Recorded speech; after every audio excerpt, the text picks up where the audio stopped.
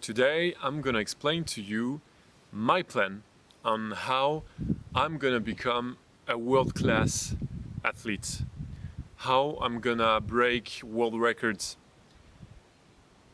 how I'm gonna step from the lifetime intermediate athlete levels to the elite levels. And we have a guest. Oh yeah. All right. Hello, little guest. So, I hope the sound is not too bad. I'm sorry, I bought a microphone. I didn't receive it yet. All right. The sound is gonna be better, I swear. Soon, in days, maybe in the next video. Anyway, today I'm gonna explain to you the difference between intermediate level and elite levels, because it's not that hard to become intermediate. I'm gonna give you like the reference of my performances. I've been able in my 8 years of trainings to do some lift like bench press 150 for 5, squat 240 for 3 reps, and deadlift 280 for 3 reps or 260 for 5 reps, kilograms. And these are some good numbers, sure. They're not like world-class numbers. And I think that this type of performances, you can achieve them by like any different type of ways. Diet, training, recovery, it doesn't really matter. As long as you show up, you're gonna achieve it. The next level, if you really wanna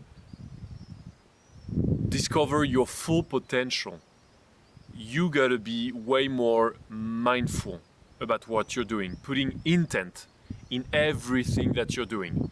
And it's the key, the intent and the attention you're putting in every aspect of your training and everything that revolves around it. And it doesn't mean that you're putting more time, because usually that's how I was thinking when I was seeing like elite type of performances. I thought to myself, what am I lacking? Because I'm putting everything. What could I do more? Do I need to spend more time? Because all like the sleep, the diet, I was putting attention everywhere. But you gotta go back to the basics. What works best is the basics, and you have to do them properly, 100%. If you don't do them 100%, you're never gonna become really strong. You can become intermediate levels by accident.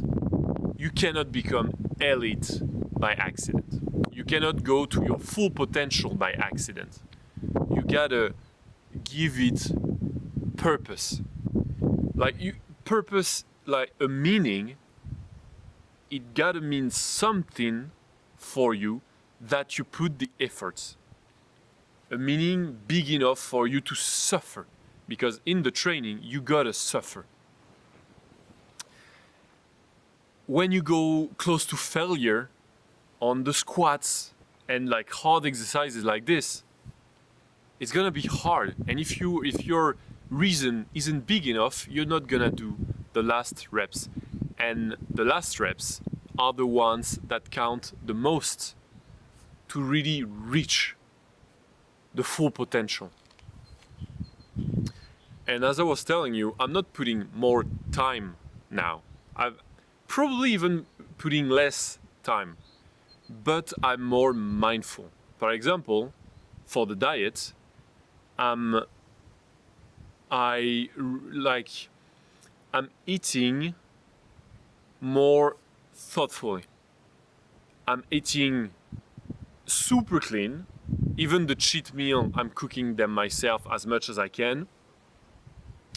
And I'm like the foundations of my diet right now, it's really rice, potatoes, fruits, carbs, sources of energy, just the protein that I need, enough fat, good fats, stuff like this. And also what matters a lot is, for example, the pre-workout and the post-workout. Before, I was eating whenever, and I didn't pay attention to when I was eating. And now, I know that before my training, I'm gonna have like something like 1 or 2 bananas, honey, 30 grams of honey, some kefir, and a little bit of salt if I know that I'm gonna sweat a lot.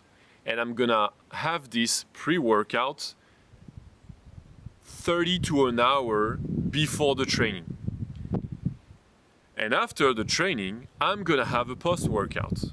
And before, I wasn't really putting attention to that. I was eating the same things, more or less, a bit less clean maybe, whenever, in the morning. And then I'll go train in the afternoon, hours after that. And it matters, because it's little by little, when you add the stuff, at the end it's gonna be a mountain. At the end you're gonna be a fucking mountain. And I think that's also the key that I thought about before filming the video, is that patience. I was never patient. For the 8 years of strength training I've done, I was so impatient. So impatient. I wanted to gain mass as fast as possible. And I went too fast.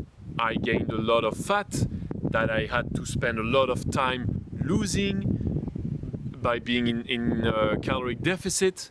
All this time, I couldn't be as strong as possible because I spent too long in a day caloric deficit, etc., etc., etc. If you go too fast, it's gonna accumulate in the bad sense. And you need to create the momentum slowly, because the gains are into the battle. They're not into easy stuff, grabbing. You need to be patient.